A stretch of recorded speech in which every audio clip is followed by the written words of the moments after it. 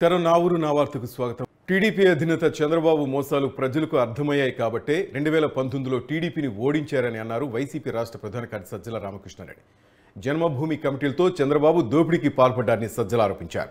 మహాదోపిడీ పుస్తకావిష్కరణ కార్యక్రమంలో పాల్గొన్న సజ్జల చంద్రబాబుపై తీవ్ర విమర్శలు చేశారు. పుస్తకంలో చంద్రబాబు వ్యవస్థను ఎలా మేనేజ్ చేశారో స్పష్టంగా రాశారన్నారు. కేంద్ర రాష్ట్ర నిధులను ఎలా దోచేశారో క్లియర్గా చెప్పారన్నారు. రాజకీయం అంటే దోపిడీనట్టుగా చంద్రబాబు వ్యవహరించారని దుయ్యబట్టారు. చంద్రబాబు అధికారం కోసం పవన్ కళ్యాణ్ను బీజేపీలను వాడుకుంటున్నారని ధ్వజమెత్తారు. అధికారం కోసం చంద్రబాబు ఆఖరి ప్రయత్నం చేస్తున్నారన్నారు. షర్మిల మాట్లాడే భాషను ప్రజలు గమనిస్తున్నారన్నారు సజ్జల. షర్మిల మాట్లాడే స్క్రిప్ట్ మొత్తం చంద్రబాబు వద్ద నుంచే వస్తోందన్నారు. దేశానికి అవినీతిని పరిచయం చేసిందే చంద్రబాబు అన్నారు. రాజకీయ లబ్ధి కోసం చంద్రబాబు తన భార్యను కూడా వాడుకున్నారని ఆరోపించారు. మీడియా ద్వారా తాను క్రియేట్ చేసిన ఒక ఉవ్వెత్తున సునామీ లాంటి ప్రచారం వల్ల పేరు, తద్వారా తాను ఒక బలమైన వ్యక్తిగా అందరి ముందు కనిపించి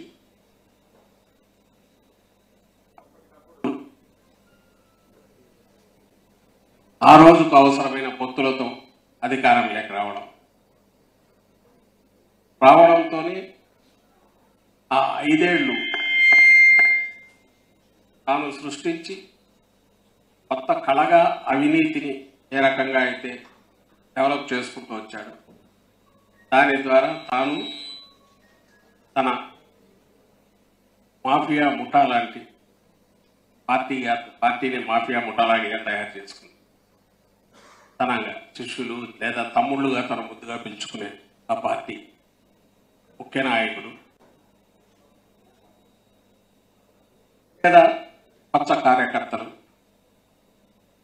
ఈ మొత్తం దీనికి ఒక రాజకీయ పార్టీగా చలామణి అవుతున్నా ఈరోజు అవసాన దశలోకి వచ్చేసరికి 40 ఏళ్ల హిస్టరీ తర్వాత ఈరోజు అక్కడ మిగిలింది ఏంటంటే తెలుగుదేశం పార్టీ అంటే అవినీతిని ఇంతకుముందు అన్నట్టు వ్యవస్థీకృతం చేయడమే కాకుండా కింది వరకు 14-19 మధ్య అయితే జన్మభూమి కమిటీలు అనేవి తీసుకొచ్చేసి అది కిందికి తీసుకెళ్ళిపోయాడు. లైక్ ప్యారలల్ ఒక వ్యవస్థ అవినీతిమయమైన నిధులు పక్కదారికి మళ్లించే సర్కారు నిధులన్నింటినీ కూడా సెంటర్ నుంచి వచ్చిన స్టేట్ నుంచి వచ్చిన కిందికి వెళ్లే రూపాయలు. ఒకప్పుడు జమీందారులు పాలించిన పిఠాపురం సంస్థానానికి ఎంతో చారిత్రక నేపథ్యం ఉంది. కాకినాడకు కేవలం 26 కిలోమీటర్ల దూరంలో ఉండే పిఠాపురం నియోజకవర్గం కాకినాడ జిల్లాలోనే కాదు రాష్ట్ర వ్యాప్తంగా హాట్ టాపిక్గా మారింది. ప్రతి ఎన్నికలోనూ విభిన్న తీర్పునిచ్చే పిఠాపురం ఓటర్లు ఈసారి ఏ పార్టీకి పట్టం కడతారన్న ఆసక్తి సర్వత్రా నెలకొంది.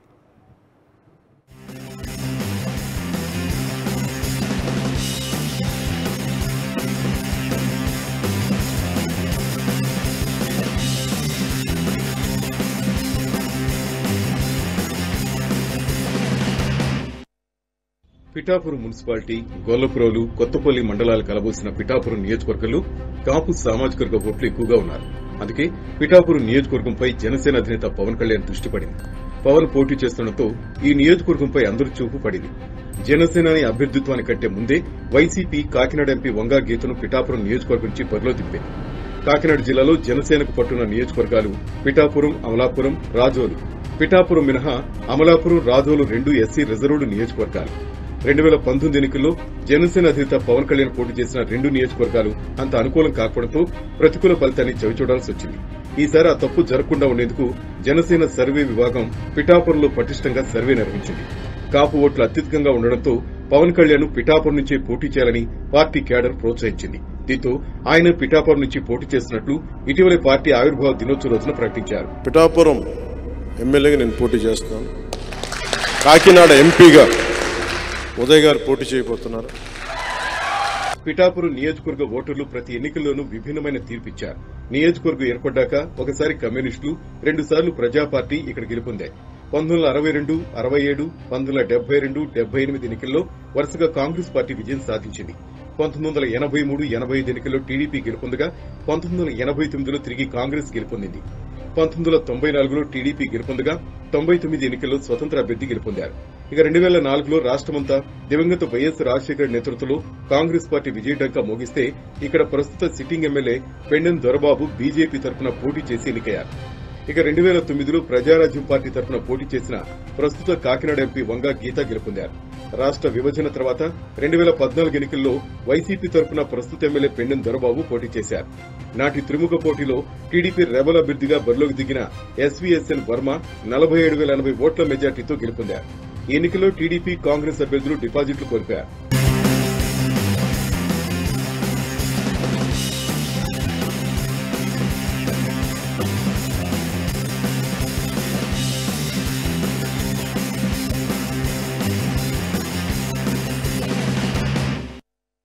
రెండు 2019లో ఒకప్పుడు బీజేపీ తరఫున పోటీ చేసి ఎమ్మెల్యే అయిన పెండెం దొరబాబు వైసీపీ తరఫున ఎమ్మెల్యేగా గెలుపొందారు. జనసేన, టీడీపీ, బీజేపీ ఉమ్మడి అభ్యర్థిగా పిఠాపురం నుంచి తాను పోటీ చేస్తుందని పవన్ కళ్యాణ్ ప్రకటించడంతో పిఠాపురంలో టీడీపీ నాయకులు, కార్యకర్తల నుంచి ఆగ్రహావేశాలు వ్యక్తమయ్యాయి. దీంతో పార్టీ కార్యాలయం వద్ద టీడీపీ కరపత్రాలు, ఫ్లెక్సీలు, ఇతర సామాగ్రికి నిప్పుపెట్టారు. పవన్ కళ్యాణ్ పై తీవ్రస్థాయిలో టీడీపీ కార్యకర్తలు విరుచుకుపడ్డారు. ఈ వీడియోలు నెట్టింట తెగ వైరల్ గా మారాయి. ఈ క్రమంలోనే టీడీపీ అధిష్టానం వర్మను పిలిపించుకుని బుజ్జగించింది. ఎమ్మెల్సీ పదవి ఆఫర్ ఇచ్చి వర్మ క్యాడర్ ను చల్లార్చింది.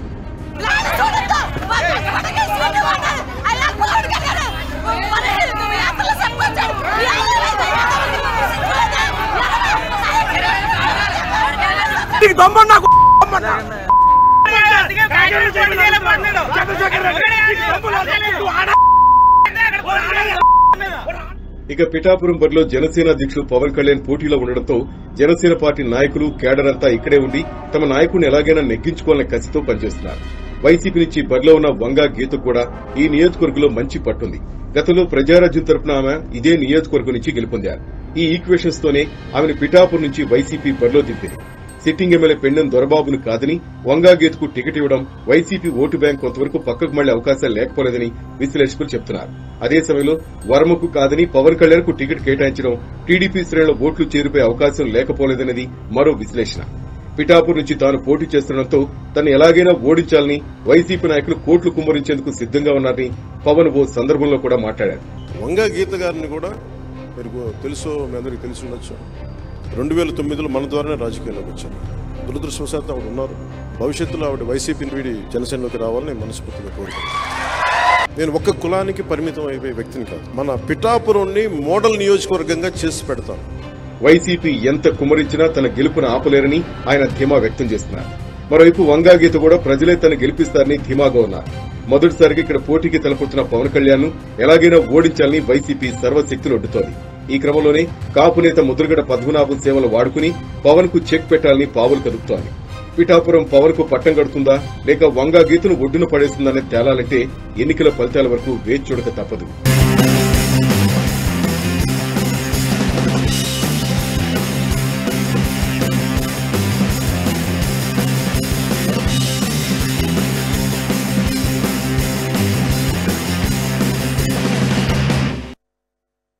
బొట్టు బొట్టు కలిస్తేనే మహాసముద్రం, అడుగు అడుగు కలిస్తేనే ఉద్యమం అన్నారు షర్మిల. ఇండియా కూటమి ద్వారా కార్యాచరణతో కాంగ్రెస్ అడుగులు వేస్తోందన్నారు. బీజేపీతో కలిసి పనిచేస్తున్న అన్ని పార్టీలను ఈ వేదిక ద్వారా వ్యతిరేకిస్తున్నామన్నారు. బీజేపీ 10 ఏళ్ల పాలనలో అరాచకాలు చేసిందని ధ్వజమెత్తారు. బీజేపీ పాలనలో ప్రజలకు భరోసా లేకుండా పోయిందన్నారు. అదానీ, అంబానీలకు మాత్రం భారతదేశ సంపదను బీజేపీ దోచిపెట్టిందని ఆరోపించారు. మన రాష్ట్రంలోనే గంగవరం పోర్టును వాళ్ళ కట్టబెట్టారన్నారు. వైఎస్ గంగవరం పోర్టు ప్రభుత్వానికి వచ్చేలా అగ్రిమెంట్ చేశారని గుర్తు చేశారు. జగనన్న మాత్రం 6,500 కోట్లకు వాల్యూ వేసి చీప్గా అదానికి ఇచ్చేశారని ఆరోపించారు. మోదీకి భయపడి జగనన్న ఇలా చాలా కారు చౌకగా పోర్టును కట్టబెట్టేశారని విమర్శించారు. విశాఖ ఉక్కు ఫ్యాక్టరీని కూడా కేంద్ర రాష్ట్ర ప్రభుత్వాలు ప్రైవేట్ పరం చేయడం సిగ్గుచేటన్నారు. విశాఖ ఉక్కును కూడా అదానీ, అంబానీలు కట్టబెడతారనేది బహిరంగ రహస్యమన్నారు. బీజేపీ ఏదడిగితే అది, ఏ పదవి కావాలంటే ఆ పదవి జగనన్న ఇచ్చేస్తున్నారని ఆరోపించారు. రాజ్యసభ టీటీడీ సభ్యులు సభల్లో మద్దతు ఇలా జగనన్న ముందుంటారన్నారు. రాష్ట్రానికి బీజేపీ ఏం చేసిందని మద్దతు ఇస్తున్నారో అధికార ప్రతిపక్ష పార్టీలు చెప్పగలవా అంటూ షర్మిల ప్రశ్నించారు. మన దేశానికి బీజేపీ మంచిది కాదు అన్న విషయం ఇటీవల కాలంలోనే చాలా మందికి అర్థమవుతున్న విషయం. ఎందుకంటే బీజేపీ నియంతృత్వ పాలనలో, నీతి లేని పాలనలో విలువలు దారుణంగా దిగజారిపోతున్నాయి. ఇది సరికాదు. ఇది రానున్న తరాలకు సరికాదు. ఈ ఎగ్జాంపుల్ సరికాదు. ఈరోజు మన దేశం ముందున్న అతిపెద్ద ఛాలెంజ్, సవాలు ఒక బీజేపీ పార్టీయో, ఒక బీజేపీ పేరో, ఒక ఆర్ఎస్ఎస్ కాదు. కానీ ఈ బీజేపీ పార్టీ సృష్టించిన ఉన్మాదం మన దేశానికి అతిపెద్ద ఛాలెంజ్. మతం పేరుతో విద్వేషాలని రెచ్చగొట్టి మనసులు మధ్య చిచ్చుపెట్టి వాళ్ళు లబ్ధి పొందాలని చూసుకుంటున్నారు. ఈరోజు ఇదే బీజేపీ పార్టీ స్వార్థ రాజకీయాల కోసం దేశంలోని అన్ని ఇన్స్టిట్యూషన్స్ ని వాళ్ళ సొంత అవుట్ఫిట్స్ లా మార్చేసి ఇన్స్టిట్యూషన్స్ ని కూడా భ్రష్టు పట్టిస్తున్నారు. ఇవన్నీ మన దేశం ఎదుర్కొంటున్న సవాళ్లు. మనం పోరాటం చేస్తున్నది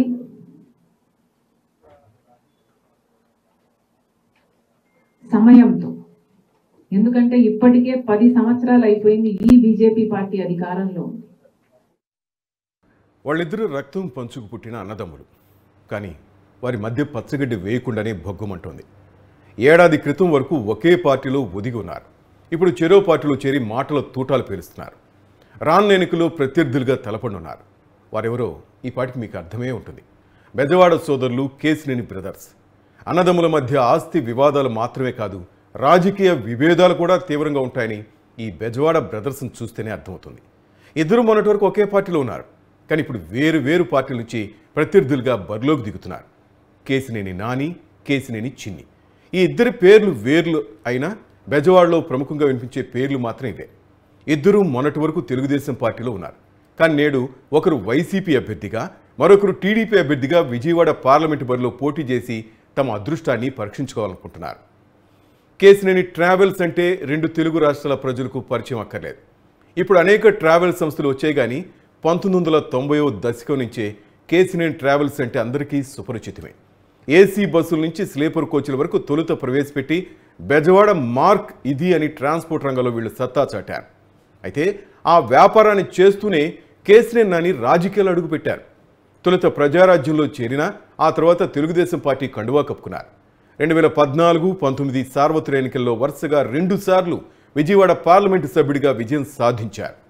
2019 ఎన్నికల్లో రాష్ట్రంలో 3 స్థానాలు మాత్రమే టీడీపీ గెలిస్తే అందులో విజయవాడ పార్లమెంటు స్థానం ఒకటి.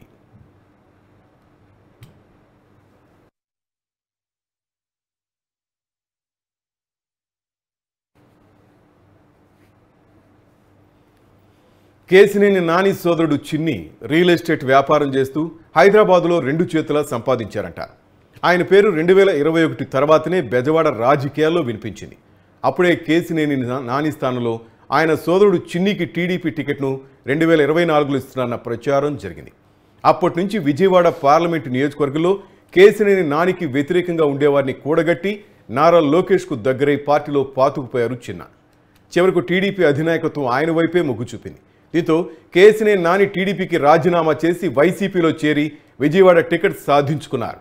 తను ఓడించాలంటే చంద్రబాబు కూడా సరిపోడన్న ధీమాలో కేసినేని నాని ఉన్నారు.